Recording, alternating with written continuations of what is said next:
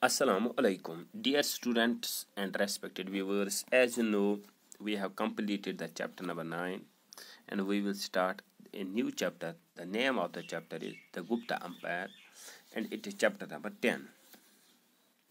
In this chapter, we will talk and discuss about the different kings of Gupta Empire. But this is not only fixed to the kings, but we will also read about the accounts of different people who traveled to India during this time. Number second, we will read also about the society, what kind of society was at that time, how they were living, what was their economy, where from they were bringing their economy, money. We will also talk about the growth of trade in this chapter.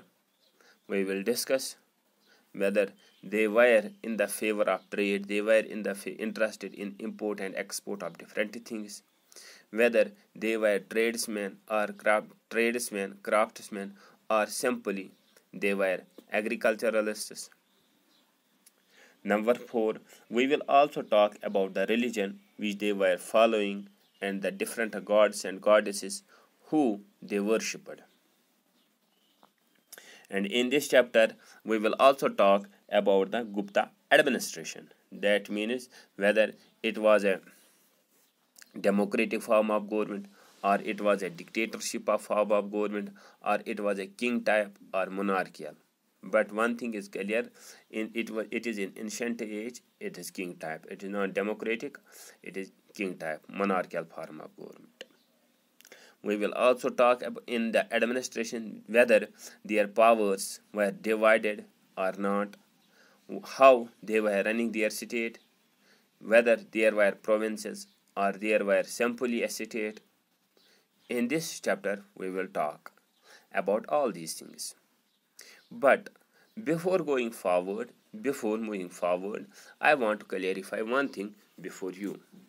My dear students, as you are in class 6th, it is very easy to understand that in chapter 7 of our book, you can also open your book, students, and you will see that we have a chapter number 7, that is Rise of the Mauryan Empire. Here, you should not get confused with our chapter 10. When we have talked about the chapter number 7, that is the rise of Mauryan Empire, first of all, that is in BC, before Christ, right? But it is in AD. When we in chapter number 10, the Gupta Empire, that is in AD.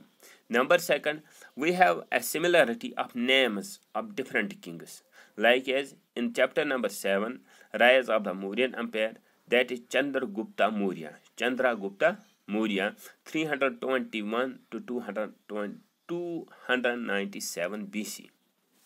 But in our chapter 10, we have Chandragupta, only Chandragupta, not Chandragupta Maurya, and he is 322 to 335 AD.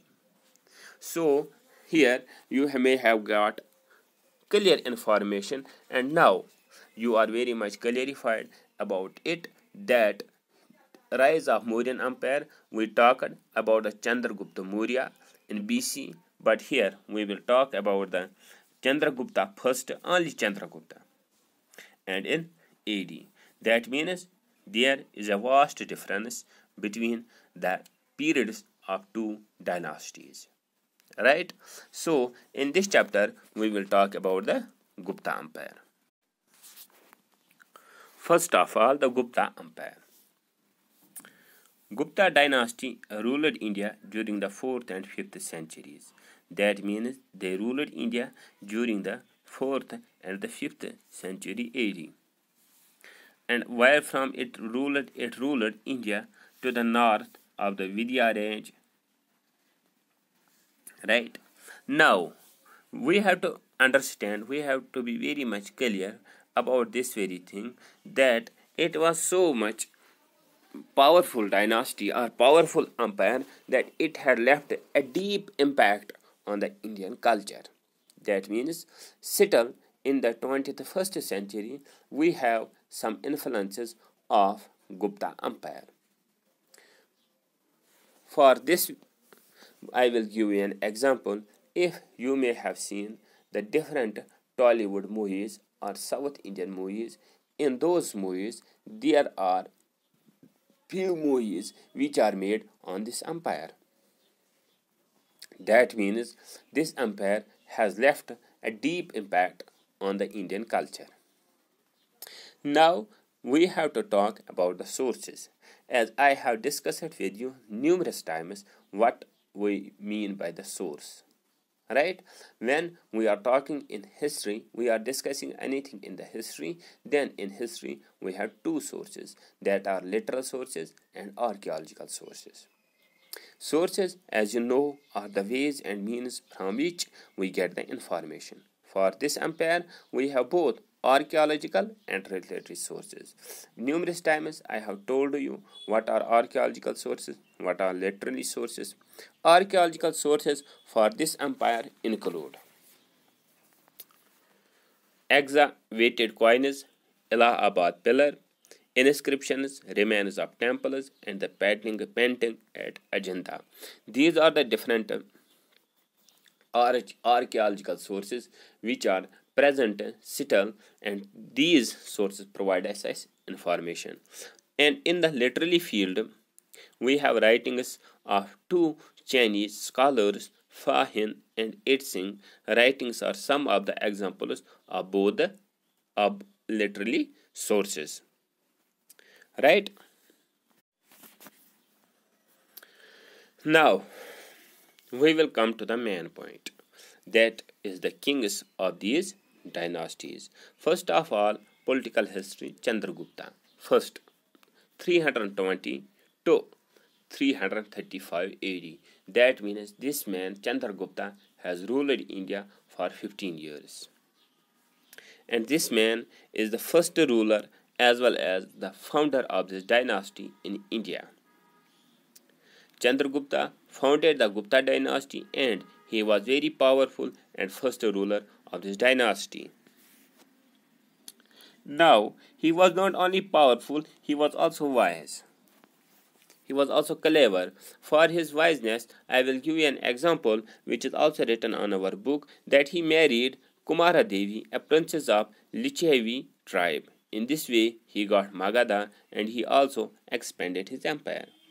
That means when a king is going to marry with the princess of another empire, simply the king gets all the land of the princess. He got the kingdom of Magadha, capital Patalaputra, of which we talked numerous times, and an alliance with the Lichevi as a dowry. And in this way, he was able to expand his empire. Now, as you know, Chandragupta ruled from 320 to 335 AD. Now the new man, his name was Samadhiragupta, 335 to 375 AD. He was basically son of Chandragupta first, and he succeeded Chandragupta first. Now he took the kingdom of Sachatra and Padmavati early in his reign. Later, he conquered the kingdom of Kota and attacked the tribes in Malwa and Yodas. That means this man, Samadhiragupta, was also very powerful. He is called King of Kings and World Monarch. From this very point, it is very much clear that he was a great king. He was a great patron of literature and art. He was also well known for his poetry. These are the different features or characteristics of his personality. We show us that what kind of man he was. He was noble, he was patron of literature and art, and he was himself a poet. He extended his empire from Himalayas to the river Narmada and from Brahmaputra to Yamuna, and this also shows his strength and power. For example, here we have given, the writer of this book, author of this book, has given us a description of his empire, that is from Himalayas to the river Narmada, from Brahmaputra to Yamuna. Why he has given us the name of mountain and the names of different rivers? Because these rivers flow in the India, and these are in four directions. For example, if we will talk about the east, west, north, south of India, then in east we have seven sister states, and in south we have Kerala, Karnataka, Tamil Nadu. In north we have Punjab, Jammu and Kashmir, and other states, and in west we have Gujarat and Rajasthan. These rivers, they flow in all these. No doubt, one river have an origin at the different direction at a different point, but this shows us that he was ruling all over the India. This shows us his the wideness and strength as well as his expansion of his empire. Different scholars were always present in his court. Why? Because he was himself a great patron of art and architecture and art and literature. That is why different scholars were always present in his court. Different scholars, when we are talking about them, then the famous scholars Vasubandhu, Asanga, and Harisena were always present in his court. He was himself a great poet and musician. By religion, he was Hindu. He was worshipping the Lord Vishnu, and he also performed the Ashma Deva Yajna to establish and proclaim his political supremacy. Now, one thing which comes into your mind at this moment, that is, what is Ashwa Medha Yajna? This is basically a ritual which was performed by a king at that moment. That was the sacrifice of a horse. To underlie the importance of his conquest. That is for today. Thank you.